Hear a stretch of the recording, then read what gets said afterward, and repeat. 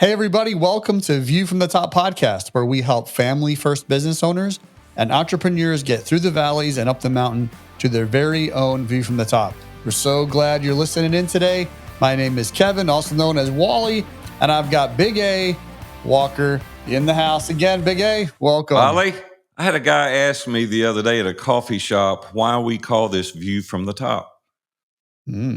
And I looked at him and I said, because nobody wants a view from the bottom, right? we all want a view from the top, and it looks different for different people.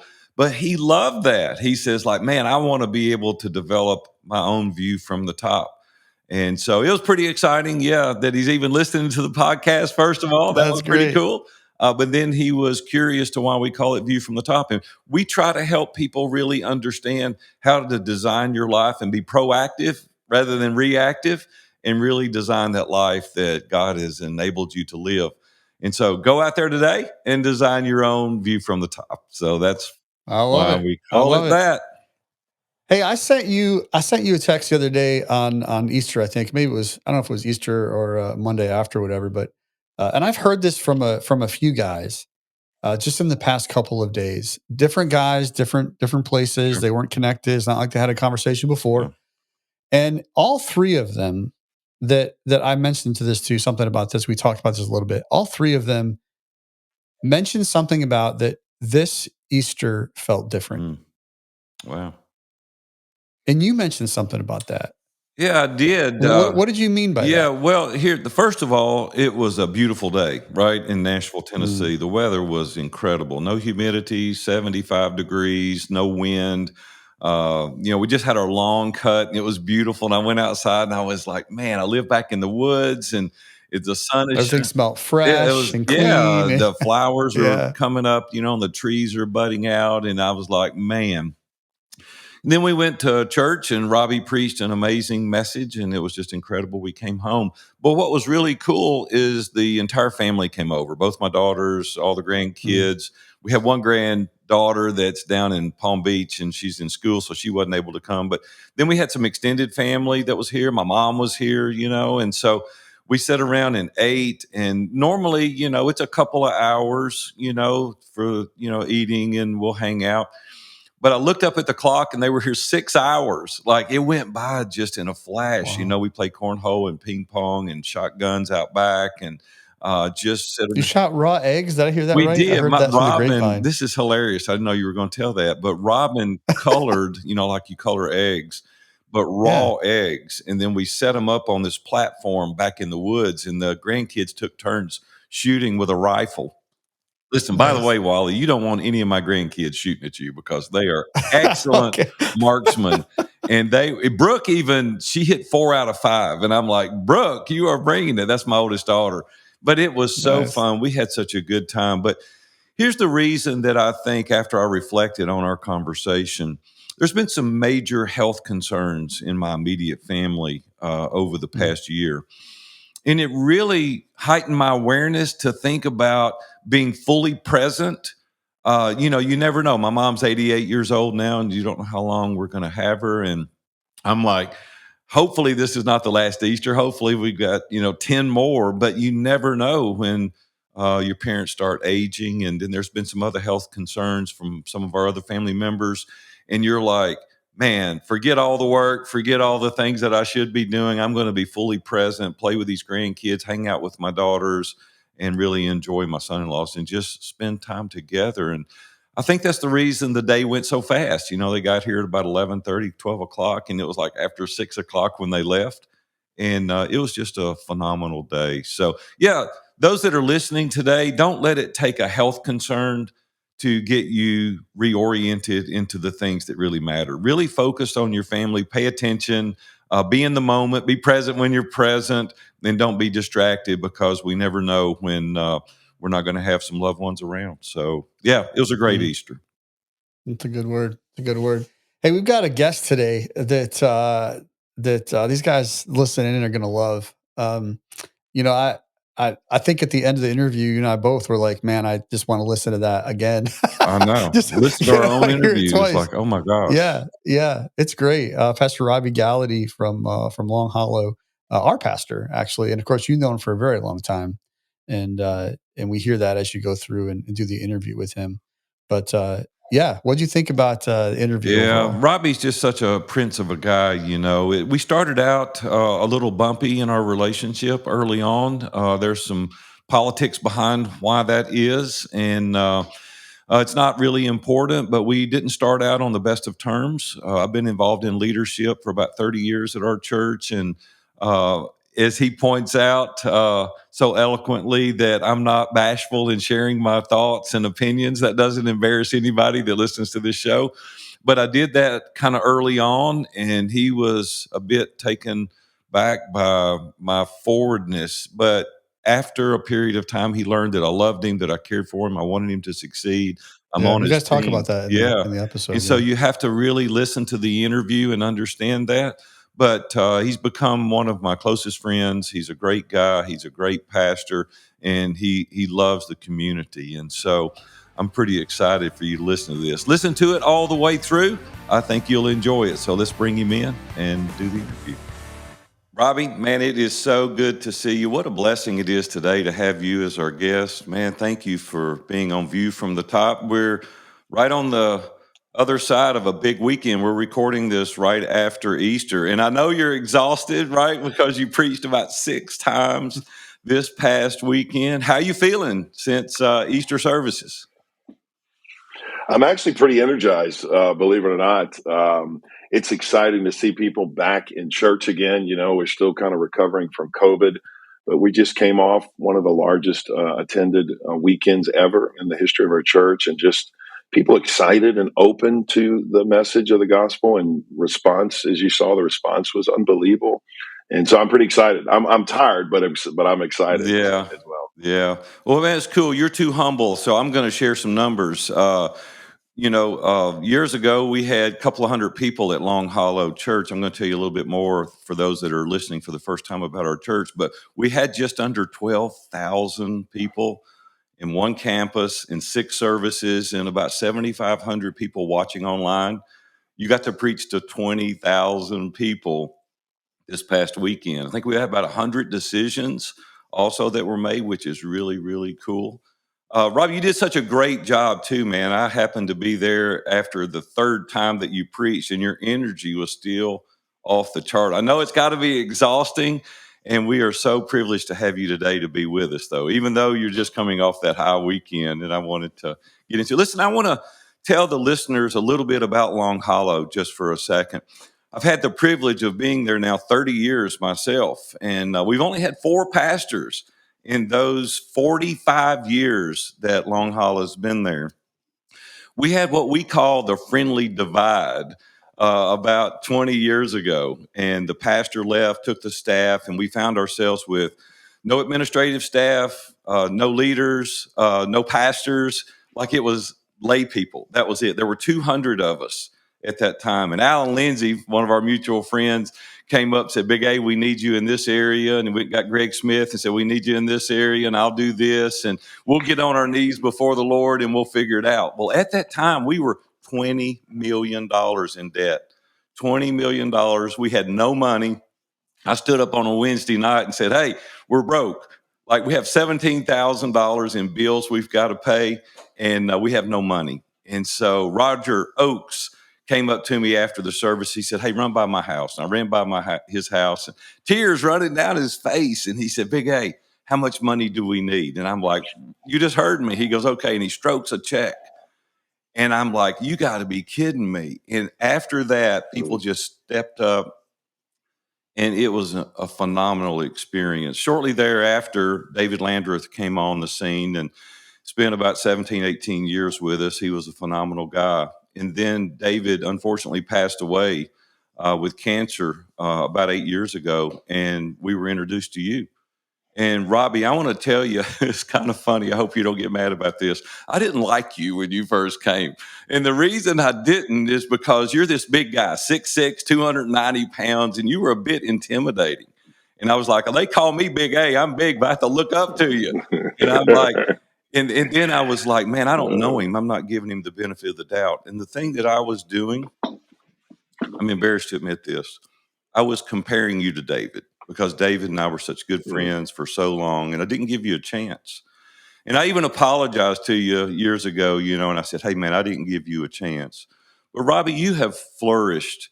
You have absolutely brought the word like I've never experienced. You teach me things every single week, and I'm not saying that to flatter you. I'm saying it because I mean it. You radically changed the lives of my children and my grandchildren. Robin and I, we had the privilege of being in yours and Candy's D group, and you taught us so much about how to dive into the word and then to live it practically. So I just want you to know, man, this is a real special thing for me for you to be here today. And Wally and I have some questions. We talked about it a little bit earlier. And the thing that's really first and foremost on my mind is men are leaving the church, or they're not committed, or they're not involved, or they have this apathetic mindset. Are you seeing that from your side? And what is it that we can do to get these guys involved? Yeah, well, first of all, thanks for the kind introduction. We weren't. I would say the feeling may have been mutual back in the beginning, simply because I'm thinking, who is this guy who he's got an answer for everything, and he's speaking into my life, and he's not afraid to hold back. And I didn't. I was a little uncomfortable with that, but I appreciated it even back then. And just you and I, just how the Lord's brought us together. We got to go to Israel together, and I think that's really where we spent time. Yeah. It's funny. It's easy for us to be critical of someone when they don't know when we don't know the context or the story of their life. And I know, that's why social media is such a difficult medium to be on, because we're very easy at throwing stones from a distance without really knowing someone personally. And so I got to know you. I fallen in love with you and your family, and now I consider you one of my closest friends in the church and in life. And so, and then Wally, thank you for having me. I've got to know him just not long ago, and just you guys' passion for men, and just realizing, if you change the man, you change the home. If you change the home, you change the generation. You change generations, you change a legacy. So it's a big deal. We're asking the right questions here. I would say, number one is, men are leaving church. They've always been leaving church, but I think even more now, because they got other things to do, right? I mean, I've got football as a distraction. I've got fishing as a religion. I've got all these other hobbies that I can engage in. And I think when men are held to a higher standard, they rise to that occasion. And so one of the things we try to do, and you've helped us with this at Long Hollow, is just hold men accountable. And I tell people, accountability is just holding someone responsible for what they said they were going to do in the first place. So that's what I'm saying. I'm saying, hey, I want to be a better husband. Okay. Do you really want to do that? Are you willing to do what it takes? I want to be a godly man. I want to be a better businessman. Now, we have biblical precedents for this, because we can go back to the garden. And we see that with Adam and Eve. It was the woman, Adam said, that you gave me. That's why I'm in the predicament I'm in. But it wasn't God. God wasn't distracted by that. God said, no, let's put that aside. You're going to give an account for this, Adam. And even though Adam was standing by passively, which we know was part of the problem in the garden, the Bible gives us an idea that Adam was there when Eve ate the fruit. He could have prevented it. It was his responsibility to communicate it to her from the get-go. Remember, God gave him the directive, don't eat of the fruit of that tree. So it was Adam's poor communication skills, and it was Adam's lack of responsibility that got us all in the problem to begin with. And then in the garden, when Adam's hiding from God, which is comical, how do you hide from an all-knowing, omnipotent, omnipresent God? But he's hiding. God says, Adam, where are you? And the question he's asking Adam is a question I think every man has to answer. See, God doesn't ask Adam, where are you locationally? Like, he knows where he is geographically. He wants to know where he's at emotionally. Where are you at spiritually? Right. And I think that's a question, Big A, we should ask ourselves all the time. Where are you? Men, where are you right now? Are you the type of man you want to be? Are you the godly husband you want to be? Are you the father that's present in the home? So the reality is, and here's the responsibility, every man is going to give an account for how well they shepherded their home and pastored their home church. Even if there are ministers listening, or deacons, or pastors, I tell them the first church of your home is the most important church, Yeah. above and beyond the church that you pastor. If you think about it from the Jewish culture, back in the first century, the role model for a child, you got to think of it this way. They didn't have, if they would have had posters, but they didn't. They wouldn't have had posters of Kobe Bryant or Right. LeBron James or Michael Jordan on the wall, right? Like we did growing up, or Magic Johnson, or like, they didn't have any of those posters. But if they would have had posters back then, the role model that they looked up to, they wanted to be like, watch this, was their dad. Dad would have been on the wall. Mm. I want to be like dad. Why? Because he's the priest of our home. Dad's the one who reads scripture over the family. Dad's the one who lives with integrity. Dad's the one who loves my mom. Dad's the one who leads me to paths of righteousness. And so, Dad, let me ask you, would your children say that about you? And so, if you're like me, I mean, we're always needing to get better. We would say, I want to be that way, but I'm not. And so, I would just challenge you as a man, you just need to be held to a higher standard. And that's why church and Bible study, spending time with God, sitting and hearing God's voice is not an option, it's a necessity, right? Robby, what do you say to those guys that are out there saying, but man, you know, I've got a mortgage, I've got a car note, we've got to keep up with the Joneses, I've got to live in this neighborhood, my kids has got to drive this kind of car, they've got to go to this kind of school.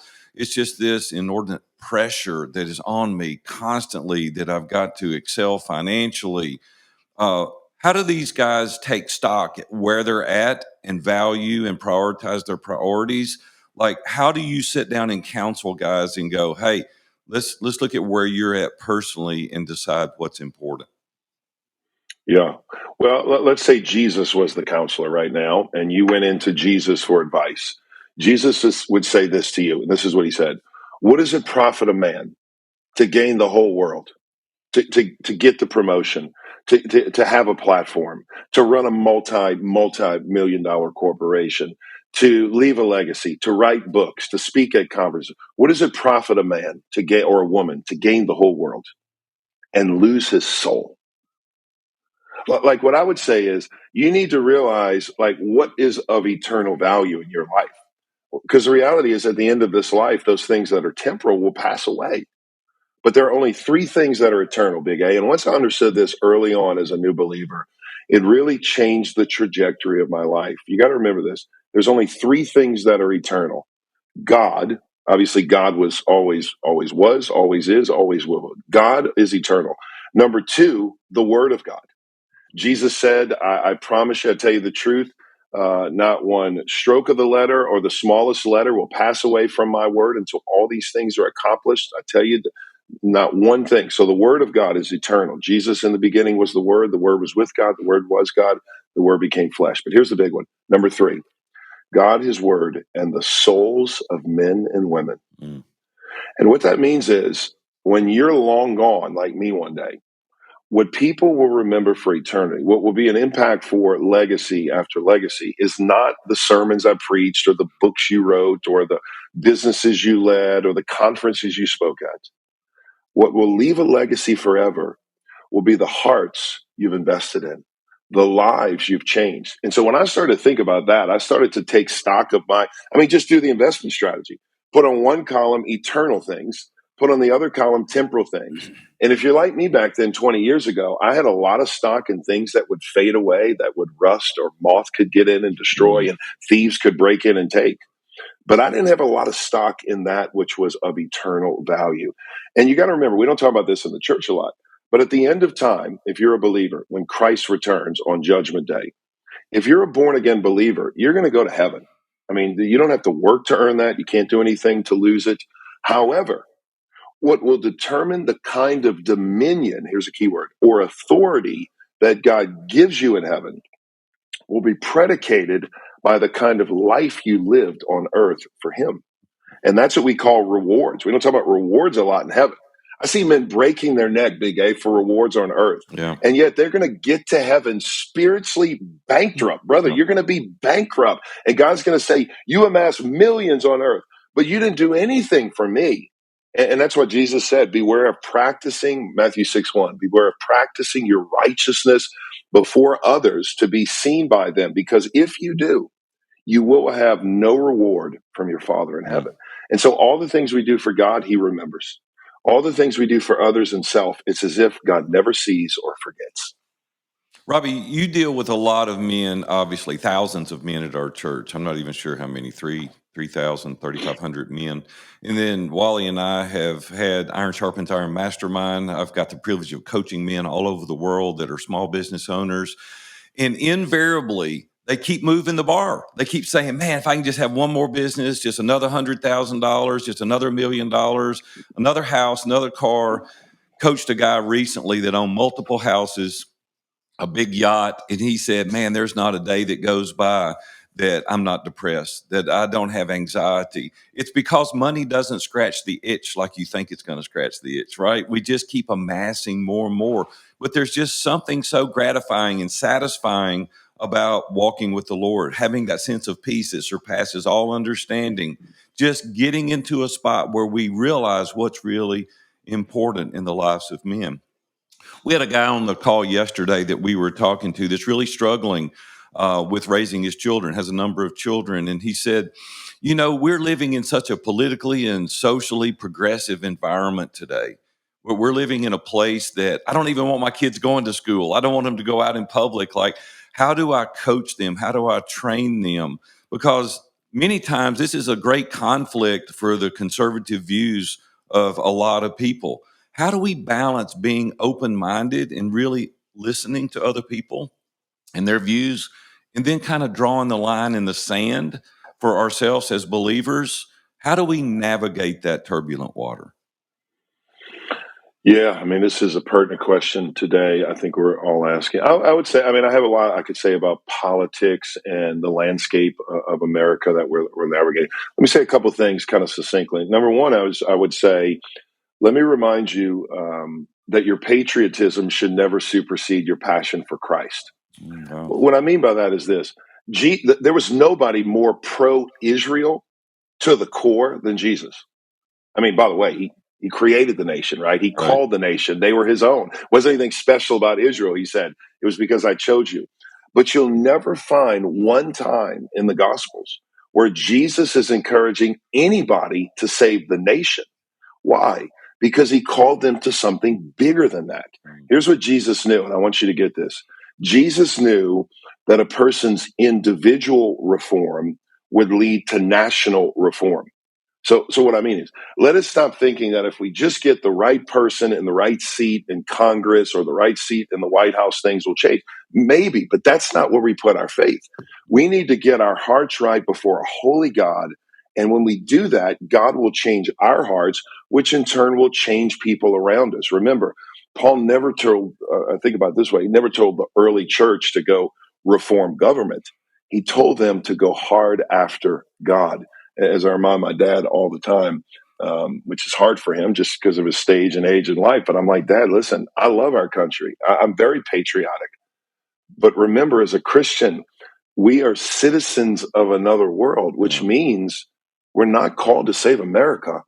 We're commissioned to make disciples and advance the gospel. So, number one is I would just say the patriotism, and I'm all about patriotism, but our patriotism should never supersede our passion for Christ. The second thing I would say is we need to stand up, and this is a key one, for biblical principles, not just for political parties. Now, this is a long answer, but I would say there are certain issues. I think one of the things you were asking is how do we stand up, even in churches today, where we have liberal discussions or we look like somebody's liberal or going away from conservatism, or our pastor may seem that way. I think we have to think in categories like this. There's a difference, and if you're taking notes, this would be a great thing to write down. There's a difference between tertiary issues and terminating issues, meaning terminating the relationship. Tertiary issues would be like sidebar issues that are not worth breaking fellowship over in a church, organization, nonprofit. For example, like church polity, the way the church is led, ecclesiology, just a big word for how the church is structured. Those are things that are tertiary issues, right?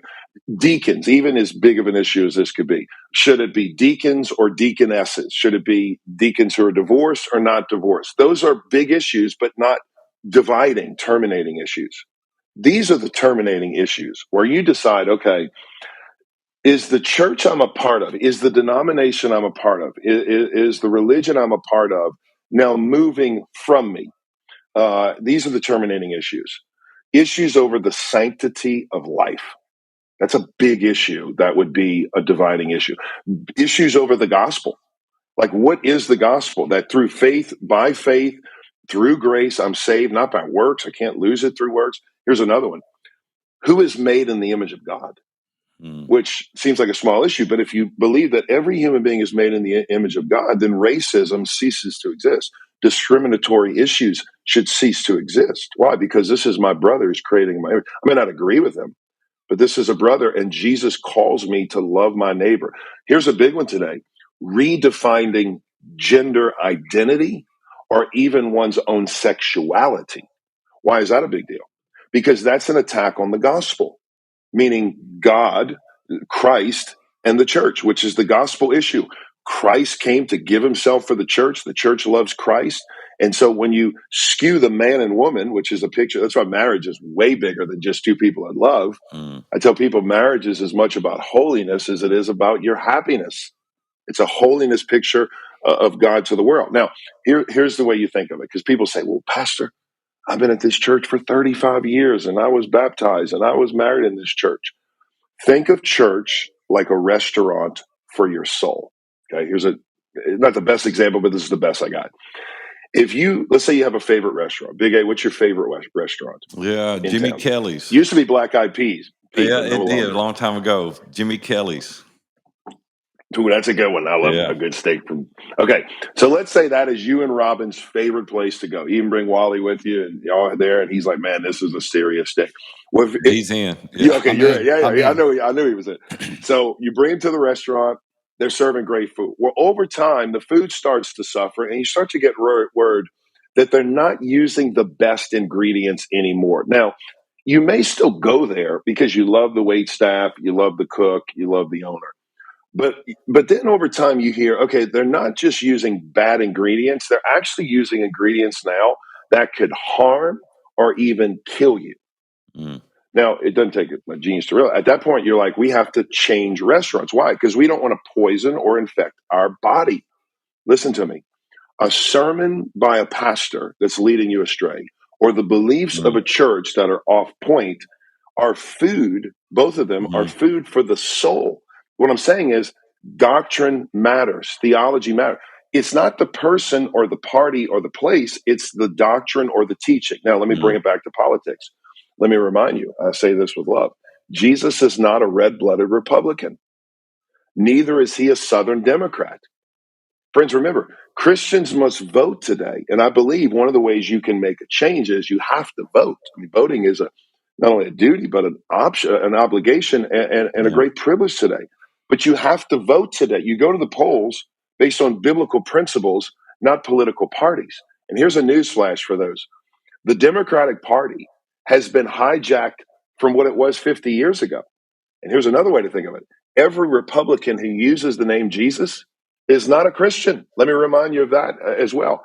I remember years ago, Big A, when the 2016 presidential election was out, and someone was trying to convince me that the Mormon candidate who was running, and I don't remember his name, was a Christian. And they were like, no, Mitt you don't Romney. understand. He's mentioned. Yeah, Mitt yeah, Romney. was it Mitt? Yeah, back there. Mitt Yeah, Romney. he uses the name Jesus, and he's a Christian. And I said, listen, I'm not saying he's not a good guy or a good political candidate. That's another sermon, another talk for another day. What I'm saying is you can't claim that a Mormon is a Christian. Why? Because Mormons believe that Jesus is the half brother of Satan, according to the Doctrine of Mormon, page 321. They also believe that God and his goddess wife came together and conceived Jesus and Lucifer, according to the Mormon doctrine, page 192. They also believe that God has a body of flesh and bones, and together with the goddess of heaven, produce spiritual offspring that inhabit human bodies, according to the Doctrine of Covenants, page 130. So, doesn't take much of a Christian theologian to understand, okay, wait a minute. That's not right. Now, why do I say that? It proves the point. This is what's alarming to me, is that most born again believers raised in church, been there their whole life, cannot tell the difference between the two. And it shows me that maybe we need to spend more time reading our Bibles than watching CNN, MSNBC, or Fox News. And so that's where I would start. Vote as a Christian. I know I'm getting off on a soapbox here, but we vote for biblical principles. And then the last thing I would say is this: we need to start praying for our leaders. It's Mm. very easy for us to be very critical of our country by criticizing our leaders when we need to spend time praying for them. Here's what I would say to you: Before you put a man down publicly, you should pray for him privately. What God's going to do to reform our country, he's not going to do it. Let me just remind you of this. He's not going to do it through a national election. He's going to do this through a spiritual awakening, not through a national election, but through a spiritual awakening. And I'm critical of this as well. It's very easy for me to throw stones from a distance behind keyboard courage on a computer or typing on a phone against something I dislike. I tell our church all the time, pray before you post, think before you tweet, and seek God before you comment. And normally when I do that, it's not as important as I thought it was, right? Robbie, I think that's why you do such a good job from the pulpit, because you'll tackle difficult situations and you lay out the framework of God's word as the guide by which to walk us through. It's not Robbie's opinion, right? This is the authoritative word of God that you're just sharing, right? So don't attack you as the messenger, right? This is the word, and so you just really do a great job of discussing those.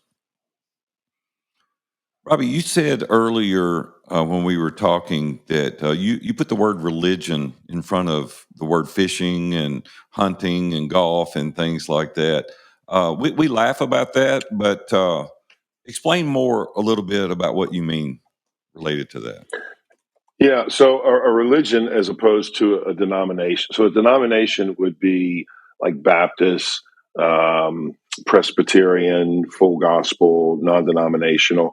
Those would be different offshoots of a denominational belief system. A religion would be a belief or a set of beliefs um, around a body of people that lead to a particular action. Okay, Mhm. so when I use the word religion, you can have a fishing. It can be a religion for you, meaning it consumes your thought, it consumes your life. It can say, Mm, and I'm not talking about hobbies. I'm talking right. about the all-consuming controlling force of one's life. Or golf, a guy who golfs and he's chipping in the backyard every day and he's watching golf all the time and he's traveling to courses and he's away from his family 2-3 times a week for 5 hours and spending $100 without blinking. And I'm not saying you can't have hobbies. We need hobbies. But I'm saying a religion is an all consuming driving force of one's life. I have a family member who is a hunter and a fisherman. From the moment it starts in the fall till all the way through, February, he's gone from a family member. I won't mention the name, very close family member. The entire time he's at the hunting camp every weekend. He's hunting. He's traveling elk hunting in Canada. I mean, it's a religion for him. Now he doesn't go to church. He obviously can't. But I think that's something we need to evaluate. Leonard Ravenhill said this way: anything a person loves more than God is an idol. Anything, Mm, whether it be business, whether it be a person, a relationship. Remember, when Jesus was asked, what's the greatest commandment? He said, love the Lord your God with all your heart, soul, mind, and strength. First, love your neighbor as yourself. And here's the adage here: the vertical relationship of your life will change and alter every horizontal relationship that follows. Meaning, when a couple comes into me for marital problems, when a person comes in with me for addiction issues, my first question is not, how can you be better in love with your wife? My first question to them is, tell me about your relationship with God. And after a while, they start saying, well, wait a minute, I thought I was here to talk about marriage counseling. And I said, yeah, but that's later. Let's talk about your relationship with God. And I would ask you, listening, how is your relationship with God? Is it a thriving, abundant, victorious, intimate, personal, daily relationship with God? Or is it a once a week gathering for an hour out of your schedule? And when you leave the church, you throw it away like a crumbled up bulletin in your hand in the garbage, only to return next week and expect the peace of God to come over you mm. like I used to do, honestly, for 26, 27 years.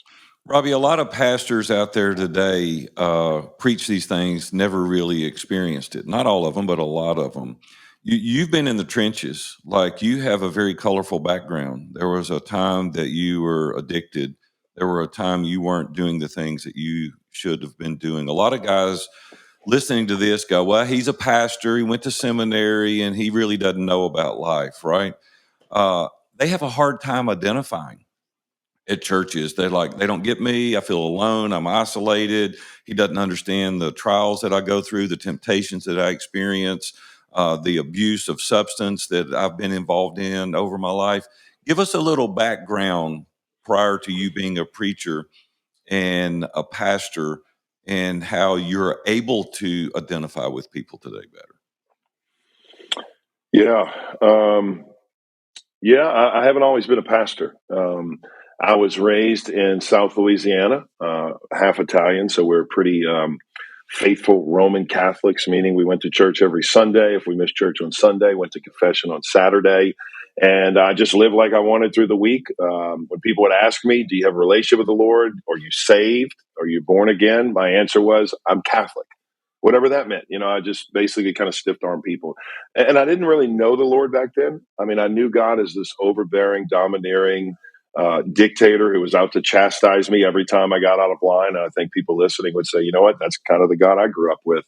But what I've learned is he's not that. He's a loving father who welcomes you who are weary and heavy laden and overwhelmed and gives you rest for your soul. But I didn't know that back then. I got out of college. I got out of high school. I had a scholarship to play college basketball at a Division I school. And the girl I was dating at the time basically threw a fit. She was going to LSU. I was heading to North Carolina, Greensboro. And she said, you can't go that far away. I thought I was in love. I opened the phone book up, true story. And literally, as I was looking in the phone book, I found William Carey College in Hattiesburg, Mississippi. Now, for those listening, if you've never heard of the college, neither had I. I didn't even know the college existed, nor did I know William Carey was a missionary and the father of missions. So I go to this college 2 weeks into the semester. The girl I'm dating breaks up with me, and I'm stuck there by the providence of God as a Roman Catholic on the campus of a Southern Baptist college. And if you know what that means, Wally, I was the target of every evangelism class on campus. Who do we tell about Jesus? It's the guy rolling through the campus in his red Mustang, blaring the unedited version of Tupac Shakur from 2 10-inch bazookas in the trunk, right? I was lost, Big A, as lost could be. But they shared the gospel with me. I heard it for the first time, but I wasn't ready to receive the gospel, but I would tuck that away. And just a side note for those who are constantly sowing seeds into people's lives who are hardened to the gospel. It was a man named Jeremy Brown who befriended me, who planted those seeds that God would bring to fruition 7 years later out of my hardened heart. And so I just want to encourage you, don't ever underestimate the power of the sown seeds of the gospel in the hardened hearts of people by the power of the Spirit of God. God can still save, and he's doing that today. And so, but anyway, I got out of college. I got in a network marketing business at 19 years old. I thought I was going to be a millionaire by 22. It was a telephone communication service. I had a couple hundred downline members by the age of 20, and changed businesses at 20 to another business with Teddy Turner. This thing blew up. And Big A, by the time I was 21, I had about 2,000 people in a downline of customers and clients. I was test driving Ferraris, F355 Spider, red. I thought this was my life. I was a guru of self-help practitioners. Tony Robbins, I met twice, thought about going to Fiji with him. I met Zig Ziglar, Les Brown, Omar Perio. I'm all in. And the business at 22 turns out to be a pyramid scheme, and it goes belly up. And so I lose everything at that time, which was the greatest lesson in my life. I'll tell you this line for those who are listening. You can write this down. The greatest opportunity lives where the greatest discomfort lies. The greatest opportunity in your life lives where the greatest discomfort lies. Would I go back on drugs again? No. Would I willingly go back and want to lose everything? No. But boy, God, you know that, Big A. This is your life story too. We wouldn't go do it again. Right. But praise God for it. And so I lost everything, went into a season of depression. I decided I didn't want to do anything in the business world. So I started doing MMA fighting. It seemed like a logical thing with a college degree, back in, this is 97, 98. So this isn't the MMA fighting of today. We didn't make any money back then. And, but I wanted to be an MMA fighter. I was a bouncer and a bartender at a club. I'm coming home from work November 22nd, 1999. 18-wheeler hits me 65 miles an hour, slams my car into the guardrail. I herniate 2 discs in my neck, 2 discs in my back. And the doctor sends me home, like a lot of people that we know, with 4 things: Oxycontin, Valium, Soma, and Percocet. I had 60 of each in the beginning, moved up to 90 of each toward the middle of it. And you know the story. I'm addicted to pharmaceutical drugs within 2 to 3 months. I have this insatiable desire to get high. I take the network marketing business knowledge from the world and I bring it into the drug world. And for a couple months, even a year, I was making tons of money by the world's a very lucrative, successful import business where I was trafficking ecstasy, GHB, heroin, cocaine, Special K. And I'm not telling you that if you're listening to impress anybody. I just want to impress upon you how far the Lord has brought me from. Mm. Times were good in the beginning, but I ran out of money. I mean, that's what sin does, right? Sin always takes you further than you want to go, keeps you there longer than you want to stay, and it always costs you more than you ever want to pay. Mm. And you always think you can manage it. I got this thing under control. I'm good. I'm fine.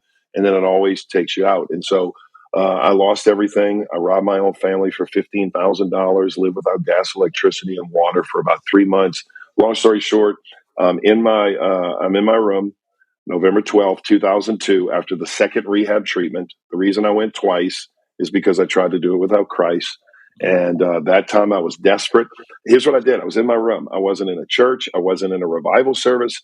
I was in my room and I took the little bit of faith I had and I put in as much of Jesus as I knew, which was not much. Very encouraging to those listening. And I'm telling you, Big A, I had a radical Paul-like conversion. I mean, God saved me. I met the Lord personally. The next day I went to my dad, who knew I just got back from rehab. And my dad, who has no category for this, I'm like, Dad, you're never going to believe this, but I'm saved and God's called me to be a preacher. And my dad looks up from that couch and he says, son, what are you smoking? I didn't have a category for that. And 20 years later, we look back and God's just been so good to me. I was able to pay my parents back the money. I was able to go to seminary. To answer your question, I use a lot of that and I draw from that well of suffering and challenges and difficulty and business knowledge, really, from my own life to lead and guide the church I pastor and the organization I lead. And I would say it this way. This applies. I'll give you one insight before I'm done, but I'll give you this insight. I think this applies to churches and organizations alike. And this is something, Big A, you've even seen with the metamorphosis of my own life. And it was because of a man like Big A mentioned earlier, Alan Lindsay and Aaron Walker, who actually spoke into my life. One of the principles here is you need to have a feedback loop of friends you trust who have full reign to speak into your life, who not only can speak in, here's the difference, you welcome the feedback. Because the reality is blind spots are called blind spots for a reason. You can't see them. If you could see them, they wouldn't be blind spots. And so Big A, I say in 2019, it changed the trajectory of our church. That's a whole nother podcast. But he and another brother sat down who loved me. It was not hard and not easy to hear, but I knew they loved me, spoke truth in my life, and it changed the course of my life as a leader. And here's what I've realized. Write this down. The vulnerability of a leader determines the transparency of your people, determines the receptivity of your people. Meaning, if you are not leading with a limp and you're like, man, I got it all figured out, I don't have any problems, then you're probably leading in a way where you're overbearing, domineering, controlling, rigid, and you're about to lose some of your best people because they're looking at you and saying, man, he's got it all figured out. Obviously, I can't fit in here. And I remember the first time I shared my testimony, which I just shared with you. I was at a homeless shelter downtown New Orleans. It was called the Brantley Center. Mom and dad showed up. I was only a Christian for like 3 months, and I'm sharing this testimony. And when I'm in the parking lot and I share it, and 7 men walk up, tears in their eyes, embrace me and say, man, if God can do that with you, Robby, God can do that with me. And I left there for the first time sharing that story, God confirming this is what you'll do the rest of your life. I'm in the parking lot with my dad. He pulls me aside and he says, son, that was awesome. I've never seen anything like that. He said, but if I was you, I would not share that ever again. I said, really? He said, no. He said, man, that testimony, it's too degrading. It's too negative. It's too humiliating. It's too shameful. Don't share that ever again. And I said, Dad, I love you and I respect that, but I'm going to agree to differ with that decision. Why? I said, because God has given me that testimony because I've gone through the testing in life. And here's what I would say to you. The test you have in life can be used by God as a testimony to bring someone to Him. I'll say it another way. The present struggle you're going through will one day be a sermon to someone who needs to find healing from a very similar thing in your life.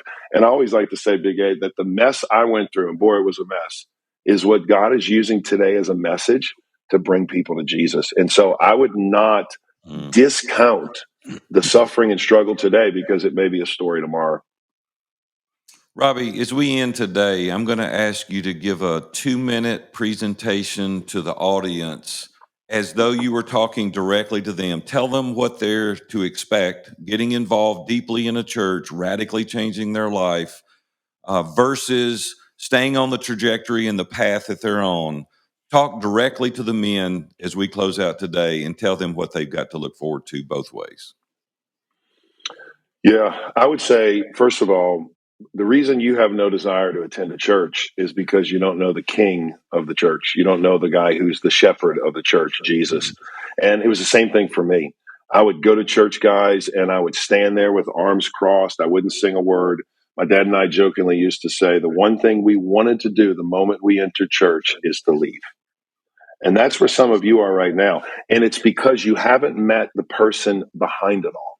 And Mm. so I would say the one thing I would do if I was you, I would go home tonight, I would get on your knees, and I would cry out in an honest way to the God of the universe. His name's Jesus.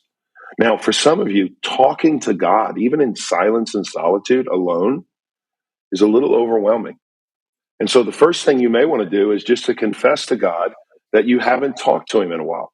Or maybe the only time you talk to him is when you needed something like rubbing a utilitarian genie lamp, in order to get something from God.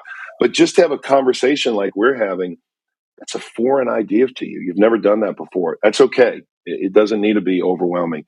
I would just talk to God and I would just confess, hey, God, I've done some things without you. I've tried to make it on my own and it's led me here. And I have a sneaking suspicion some of you would say, my life is anything but peaceful. It's restless. I've climbed the mountain. I remember Deion Sanders, listen, it blew me away.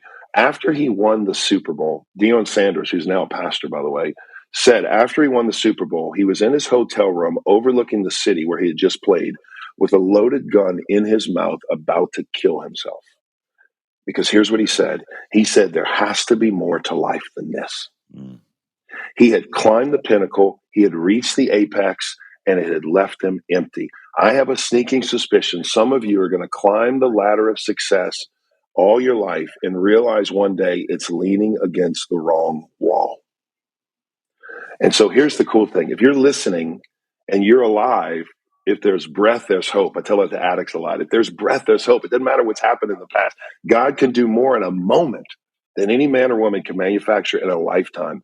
And so I'm going to ask you right now to fully surrender to Jesus.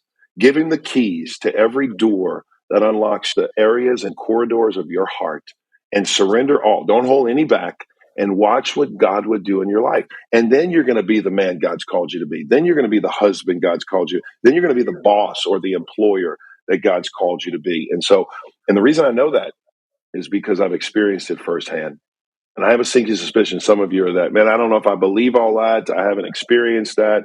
If we don't have an autobiographical perspective, then we say, it's not real. I'm here to tell you, and these are three brothers together. We'll tell you and affirm it because I know it in their lives that even if God told you what he was going to do, you still wouldn't believe it. 20 years ago, if you would have said, Robby, as a drug addict, alcoholic, $200+ a day, heroin and cocaine addiction, 2 rehab treatments, everybody on the planet had written me off except my parents. And God saw something in me that I didn't see in myself. And I'm telling you, God has a plan for you. And so my challenge to you is this: fully surrender to God and watch what he'll do in your life. I'm telling you. You can only look at and say 2 things about everything in life. I'll close with this. My greatest line I always think about. You can only say 2 things about life. I wish I had, or I'm glad I did. I wish I had, or I'm glad I did. I don't know about you, men. I don't know about you, ladies, if you're listening. I don't want to be the person saying the first. Robby, what a blessing it is to have you today, man. Just know how much we love you, how much we appreciate you, what an inspiration you are to our church, to our community, to those online. for those that would like to go and watch, longhollow.com. Never miss the opportunity to tune in to Long Hollow Baptist Church. Robby, thank you for being here. Thanks, brothers. Thanks for having me. Hey, well, I hope you enjoyed that as much as I did. I already knew the vast majority of these stories, but to relive them once again, even saying at the end of the interview, man, I can't wait to listen to this again because it just reinforces the things that I know that I'm called to do. Robby's got such a great way of sharing personally the experiences that he's had and be able to convey that to us to walk the path and the journey that God's causing us to live. And so I want to encourage you today to think about the things, the challenges that he's put before you. Get involved in a local community. Get in a place where you can worship together. And if you've not accepted Christ, follow the direction that Robby laid out in the interview. Get on your knees right now. You can do that in the privacy of your own home. And I want you to live that life where you have the ultimate view from the top. Hey guys, as we finish out today, real quick, I just want to let you know about a resource. It's called the "What Do I Want" doc, or the "What Do I Want" guide. And basically, if you find yourself, feeling stressed out, just kind of unsure about lack of clarity about the future, you're feeling alone, actually the list could go on. But if you're kind of transitioning from one thing to the other, maybe you're a W-2 going into a business, like whatever it is in your life right now, if that's you, go download the "What Do I Want" a resource. And you can get that at viewfromthetop.com/resources. That's viewfromthetop.com/resources. Get that guide, answer those questions, and really help you get on a journey to help you work through some of those challenges we just talked about. We'll see y'all next time.